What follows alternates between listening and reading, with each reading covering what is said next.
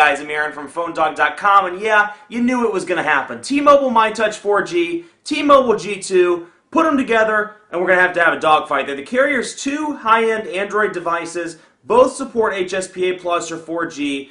Both are awesome. One has a physical QWERTY keyboard. One has a little bit bigger display. Both have 5-megapixel cameras. The list goes on and on. But at the end of the day, the carrier's two flagship devices that support HSPA Plus. So we're going to put them together in a dogfight? Absolutely. Now let's have a look at the messaging app, for example. And because, since it's running on this one, vanilla version of Android's running on this one, you'll notice that, several apps are different, including the messaging app. You'll see here slightly different user interface. And you'll notice, and I'll touch on this a little bit later, I just noticed it in the video camera, you'll see the H's up there. There's no way to tell whether you're on, HSPA Plus or standard HSPA. So just shows an H when you're on 3G. That's a little bit frustrating, but more on that later. Now, you can go to Compose Message, and we'll go to New Message here, and you can see the keyboard differences. The G2 has a stock Android keyboard installed, whereas the myTouch 4G has HTC Sense keyboard installed. Now, there are a couple different options on here. You can change the input method to swipe or to drag and dictation. So you have 3 different keyboard options on here. Out of the box, you really have 2 on this one. Ignore the Smart Keyboard trial. It's something I'm working on right now. You can download that from the Android market. But out of the box, you get swipe and Android keyboard. So if swipe's your thing, pop it on, you're ready to go. See? Which I'm not very good at it, obviously, but you can see there. If swipe's your thing on this one, you have it as well. But comparing apples to apples and really looking at the stock, what's really the stock keyboard, the HTC Sense keyboard versus the stock Android keyboard, I have to give it to the Sense keyboard. I think the haptic feedback, the overall placement of the keys, and the fact that they're a little bit bigger, combined with the fact that this is a 0.1-inch screen increase, doesn't seem like much, but again, it's there. I think the keyboard on the myTouch 4G is easier to use. Now that said, so for virtual wars, I'd have to give it to the myTouch 4G. Obviously, it doesn't have a physical keyboard, so it's completely out of the game for the physical keyboard award. And I mean, the G2 has a phenomenal, as I've said before, absolutely phenomenal physical QWERTY keyboard. It's 4 rows. The keys are very tactile, nice and rubbery, easy to use, feel good while typing, and they're placed so you can type really quickly. So hey there, how are you doing? Very quick, very easy, and you have these quick keys at the bottom where you can click one and you can assign an application to it. So let's say I use settings on I use battery use on a pretty regular basis. So my quick key is assigned now from anywhere in the menu or anywhere in the phone. I can click that button and it brings up my battery use, easy as pie. So nice to have that. There are 2 other buttons on this end, and then there's a widget on the home screen, which I don't actually have on here at the moment. There's a widget where you can put the quick keys on the home screen, so you don't have to actually open the keyboard, to get to that. So that's a nice touch there. Physical keyboard front, have to obviously give it to the G2, but I still would give it to the G2 anyway. Absolutely love the physical QWERTY. Tactile, feels great in the hand. Nice large keys, very responsive, and very easy to use. But in terms of the physical or the on-screen QWERTY, myTouch 4G all the way. I just feel like it's more tactile. Easier to use. The keys are a little bit bigger, and that little minor increase in screen difference, maybe it's just me, but that minor increase in the screen size definitely helps. So obviously with some software changes, there are some app changes as well between the 2 devices. The myTouch is a more consumer-oriented device or prosumer device, whereas the T-Mobile G2, and I know I keep saying this, but it's more of a vanilla device for devs or for professional users that need the keyboard, etc. So you'll see just by looking at the menu, T-Mobile's app pack is pre-installed on this. Several games, Asphalt 5, Monopoly, Rock Band, things like that are pre-installed on this one. Now on the myTouch 4G, you get T-Mobile TV, which you don't get on the G2 as of yet. T-Mobile TV is a lot like Sprint TV. You get some free channels, and then to get the premium channels, it's $9.99 monthly. Both offer Wi-Fi calling. This one out of the box, the G2 with the latest software update, both of which enables Wi-Fi calling on both devices, but you have to have a SIM card. You can't just pick this up full retail and turn it on Wi-Fi and be like, hey, I have calls. No, you have to have a T-Mobile account.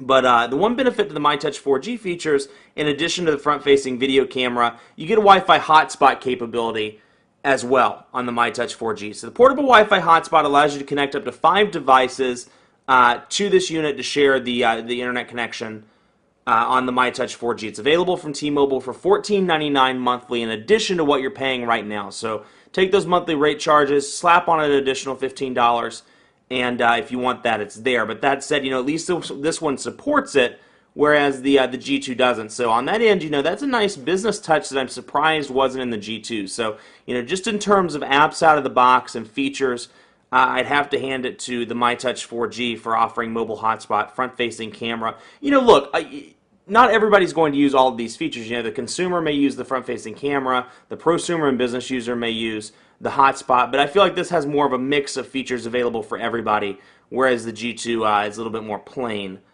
on that front. So, again, it all depends on what you want, but it's nice to have those features installed on the myTouch. One thing I want to highlight on the myTouch 4G, T-Mobile TV is a pretty cool program. It's like I said, it's like Sprint TV, and you do have the option of let's do that. You do have the option of doing this for free. So it's a nice touch. It's nice to have it on the myTouch, even if you don't use it. Who knows? Maybe 2 months from now you want to watch live TV, and you could do it on the myTouch 4G. As of right now, there's no out-of-the-box TV program on the G2, so you're stuck without that. Now the picture will enlarge here in just a second. There we go. And you can see, no little buffering, good picture, looks nice. I don't want to go too much into that. Check the myTouch 4G review if you want to see more on that. But it's nice to have that out of the box, as a program, whereas the G2 doesn't have that. Now let's have a look at the widgets on these devices, because obviously this being stock Android, this being Sense, there are a couple different widgets. And this is one of the places where, in my opinion, HTC just absolutely excels. I love the widgets on Sense, and on this one, considering it's a myTouch version of Sense UI, there are some T-Mobile specific widgets like App Pack and Faves/Family widget, which I think you saw when I was scrolling through, and then a couple others. But HTC does a fantastic job with their widgets. They have the program called FriendStream, which is your aggregator for social media, so you can see your Facebook and your Twitter updates. It has several things. Calendar widget, that's an HTC specific calendar widget, which is a nice touch. I love the widgets on Sense, and those continue over for the most part into the myTouch version. Cool thing about this, it does have a specific Google Voice widget, which is a nice touch. Sign in to see your messages, but once you sign in, you can see those from one of the home screens. So that's a neat little benefit that the G2 has that the myTouch, at least out of the box, right now does not have. Other ones include the quick keys, like I was talking about earlier. You can set that, and remember we set the number 1 key earlier, pops right back up into what's taking up the battery or what's reducing the battery. So you can do that from here, or you can flip it open and hit the keyboard. So outside of vanilla Android, the quick keys is an HTC specific widget, but the rest are stock Android widgets that you're probably familiar with. Of course, a dogfight wouldn't be complete without a speed test with quadrant standard and a network speed test. So we're going to do both of those right now. Let's jump into quadrant standard first, and we'll let those run. Now, while they're running, I'll tell you, call quality's been great on both of these devices. I've been very pleased. I haven't dropped any calls, actually. I took both of these to T-Mobile dead spot, the same T-Mobile dead spot, over the course of a week. And while the calls were pretty choppy, it was in a parking garage. While the calls were very choppy and I was having a hard time hearing what the other caller was saying, it didn't drop the call. So that was a nice touch on that front. Now, the earpieces were both very loud on this device. And the speakerphone, I tested myTouch 4G in a coffee shop, and then I tested this one while I was at a gas station. I stopped to grab a soda. Both of those were fantastic in a busy shop, and I was able to hear, I don't test them for very long because that's just annoying, but I was able to hear my caller, and then before I threw it back onto the regular speaker. So nice touch there, and overall, I was very pleased. Now, this one's already back with a score of 1,965, which blows past anything I've seen thus far. This one is 1588, so myTouch 4G wins by a landslide in terms of quadrant standard with 1,965, beating the Nexus 1, Moto Droid X, Evo, Droid X without Android 2.2, Galaxy S, some of the other hot devices on the market right now. This one blows past them all. On this front, 1,588, still faster than the average Nexus 1, but this one definitely takes the case. I feel like that was a competition video. Like, bam, this one takes the case.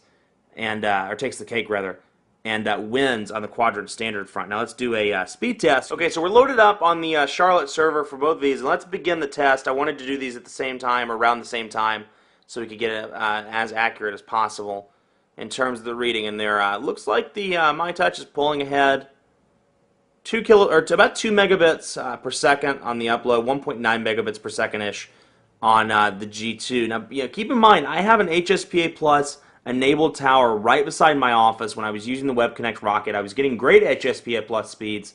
Not quite sure what's going on with these devices, but very disappointing speeds on that front. Now let's test it again. But on the first round, the myTouch won. Of course, that's network dependent, so there's really no winning there. But certainly interesting. On the front, about 2.3 megabits per second to 2 megabits per second on the G2. So again, the myTouch wins, even though it's not really winning. But the myTouch gets the unofficial crown for network connectivity speed. Still, not good for HSPA Plus to be touting it as 4G. That's not 4G. Those speeds are not anywhere close to estimated 4G speeds. So much more coverage to come on the T-Mobile myTouch 4G, the T-Mobile G2 on PhoneDog.com. The winner, in my opinion, is clearly the myTouch 4G. I think, both of these devices are great. Don't get me wrong, they're available at the same price point, and they both serve different needs. So if you need a keyboard, you text message a lot, you email a lot, you need that physical QWERTY, the G2 is where it's at. And it's a great device, it's reasonably speedy, and it has a nice vanilla Android interface to boot. So Android nerds will love this. Developers will love this. People that want the physical QWERTY keyboard or stock Android experience will be very pleased. Now that said, I think feature for feature, this is a better device. I think it has the front-facing camera is a nice touch. 1 gigahertz next generation processor, even with Sense, still runs faster based on my unofficial speed testing. So nice that front. I think the camera's a little bit better. I like the way it feels in the hand. It's thinner, obviously. I don't need the physical QWERTY keyboard, and I think on the on-screen front, the myTouch 4G's on-screen keyboard options are better than the G2's on-screen options. So it all depends on what you need. But I think feature for feature, I think this appeals to more users than the G2 does. T-Mobile TV, hotspot, Wi-Fi calling. This has Wi-Fi calling too, but that hotspot and T-Mobile TV, both great options for consumers, prosumers. Heck, even small business people like to watch TV every now and again. So nice to have those features on here, even if you don't use them. So in my opinion, myTouch 4G, but both of these devices are great. So if you have the G2 or you have the myTouch 4G, you have a great device. Much more coverage to come on PhoneDog.com with these devices. In the meantime, be sure to like us on Facebook, Facebook.com/PhoneDog. We're giving away 100 iPads. That's cool. You can win one of those, or you can win a trip to the Super Bowl in 2011. Very cool on that front. So like us on Facebook, Facebook.com/PhoneDog, and be sure to follow me on Twitter, PhoneDog_Aaron. Hey, let me know. Am I crazy? Is the myTouch 4G the best ever? Am I stupid because the G2 is the most awesomest device in the world? You tell me. So, let me know. PhoneDog_Aaron on Twitter. Thanks for watching. Have a great day. And you stay classy, Phone Dog.